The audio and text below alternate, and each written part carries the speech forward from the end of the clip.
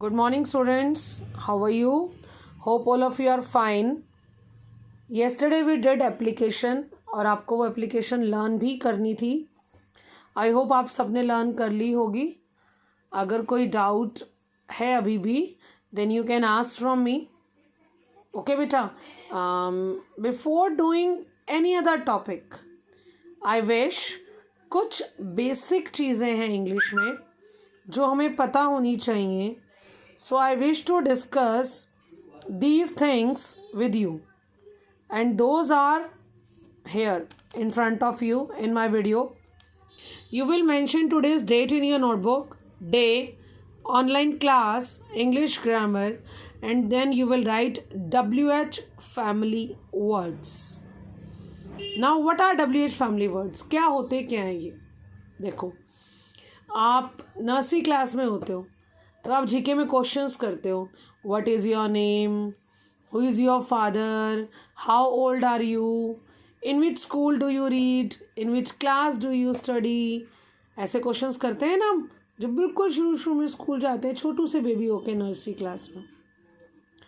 तो ये जो क्वेश्चंस बनते हैं ये कैसे बनते हैं, क्या वर्ड्स यूज़ होते हैं इनमें, उन सभी वर्ड्स को एक कॉमन फैमिली बनाया गया है. इंग्लिश में एक कॉमन प्लेस पे रखा गया है और उस जगह को नाम दिया गया है WH फैमिली वर्ड्स. कि जब क्वेश्चंस बनेंगे तब उसमें ये WH फैमिली वाला वर्ड कहीं ना कहीं यूज़ होता है.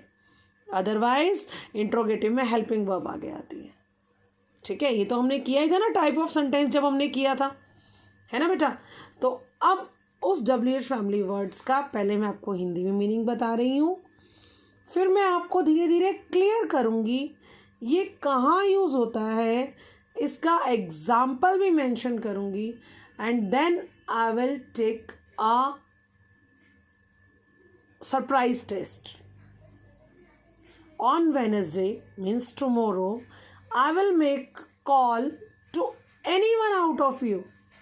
मैं अपने 10 to 12 के बीच में आप में से किसी को भी कॉल करूँगी एंड आई विल आस्क कि बेटा किस किस को कल वाला वीडियो क्लियर है, and I will give you marks for that. कि आप में से जो मेरी कॉल्स अटेंड करेगा और मुझे जवाब देगा कि हाँ उसे इस वीडियो में ये चीज़ें समझ में आ गई, he will make some questions, he will frame some questions, he or she will answer my questions, then he will be awarded marks. Okay बेटा, तो एक बार ज़रा ध्यान से सुनेंगे. पहला वर्ड हम पढ़ते हैं वट. जब भी हम इंग्लिश में क्वेश्चंस बनाने शुरू करते हैं ना, सबसे पहले हम वट से शुरू करते हैं. ऐसे आप बनाते हैं ना, what is your name. What का मीनिंग क्या पता होना चाहिए हमें, क्या होता है, क्या. वट का मीनिंग क्या. व्हेन, इसको क्या बोलते हैं बेटा, व्हेन. कब. वाई, क्यों. वेयर, दोबारा बोलेंगे इस वर्ड को, क्या है ये, वेयर, कहाँ पर. हु, कौन या किसने.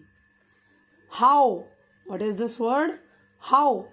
इसका मीनिंग होता है कैसे, किस तरह, किस प्रकार से या किस रूप में. अब आप कहेंगे मैम आपने ये एग्जैक्ट हिंदी में क्यों लिखवा दिए, हम तो इंग्लिश पढ़ रहे हैं, इंग्लिश लैंग्वेज को इंग्लिश में करेंगे. थोड़ा सा आपको मीनिंग इजीली क्लियर करने के लिए बेटा सिर्फ. ओके, इसको आगे मैं आपको इंग्लिश टू इंग्लिश भी कराऊंगी, बट आपको थोड़ा मीनिंग ज़्यादा इजीली क्लियर हो इस वजह से. विच, कौन सा.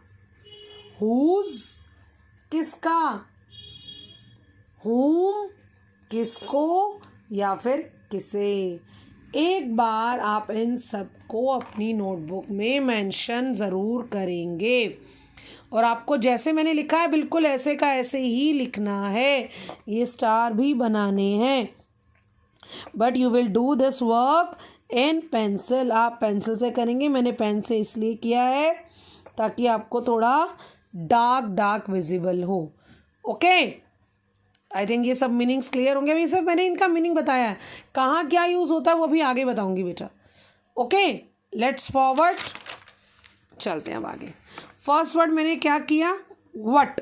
क्या किया बेटे, वट। अब वट का मीनिंग मतलब क्या क्या यूज़ करूँ वट का।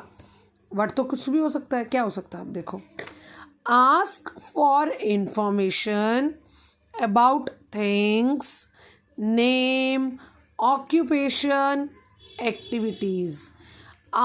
वट ऐसा वर्ड है, वट ऐसा वर्ड है जब आप क्वेश्चन बनाओगे तो वो पूछेगा कुछ चीज़ों के बारे में, किसी के नेम के बारे में, उसकी ऑक्यूपेशन, व्यवसाय, क्या काम करता है सामने वाला पर्सन।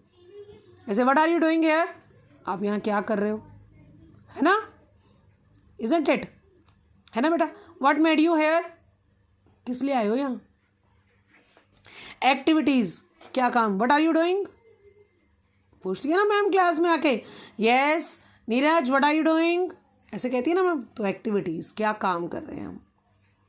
इसका एक छोटा सा एग्जाम्पल लिखा मैंने यहाँ, व्हाट इज दिस, ये हमारा एक क्वेश्चन बनता है ना। इसमें क्या मीनिंग होता है, देखो इसका मीनिंग बताओ। व्हाट का मीनिंग क्या, इसका है, दिस का यह है।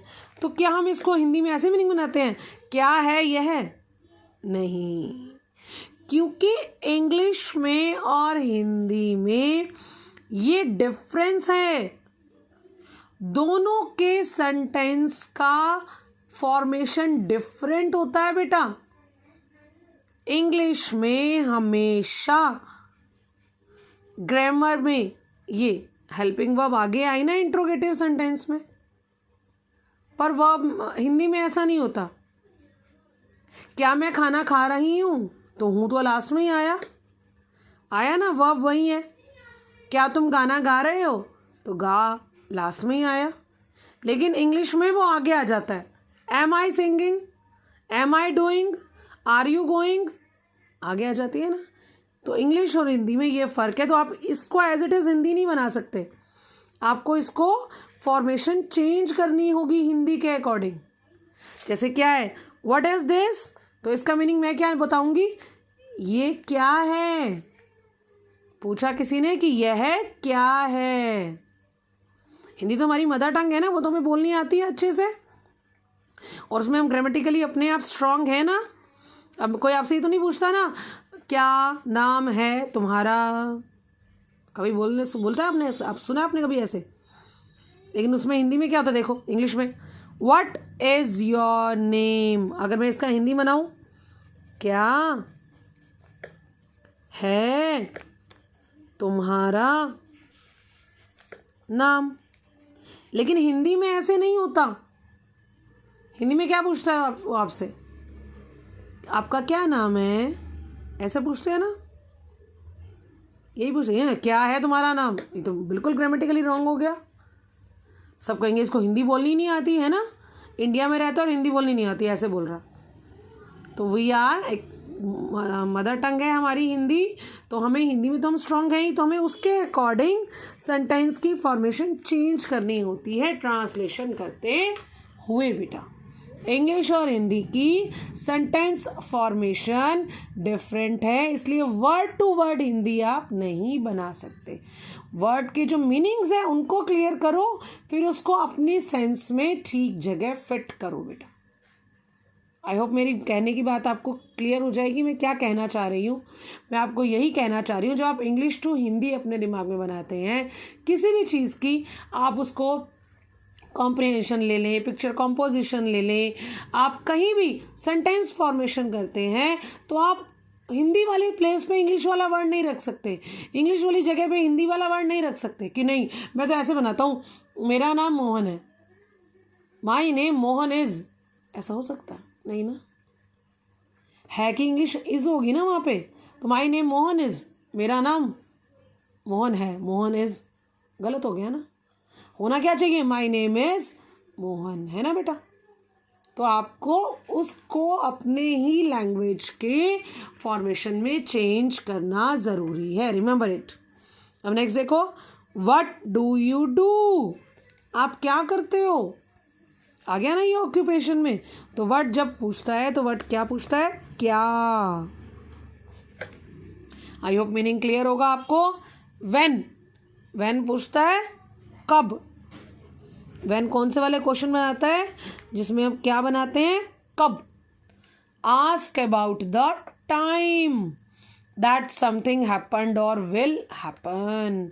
वो टाइम पूछता है कि कब हुआ और कब होगा। जैसे when does the plane leave, ये प्लेन कब यहाँ से उड़ेगा। ठीक है बेटा, मीनिंग टाइम थोड़ा सा ज़्यादा कवर हो रहा है, इसलिए मैं इस वीडियो को यहीं स्टॉप कर रही हूँ और आपको एक वीडियो और सेंड करूँगी, लेकिन आपको इस काम की PDF भी सेंड की जाएगी ताकि आप वहाँ से क्लियर कर लें। ओके बेटा, बाय बाय।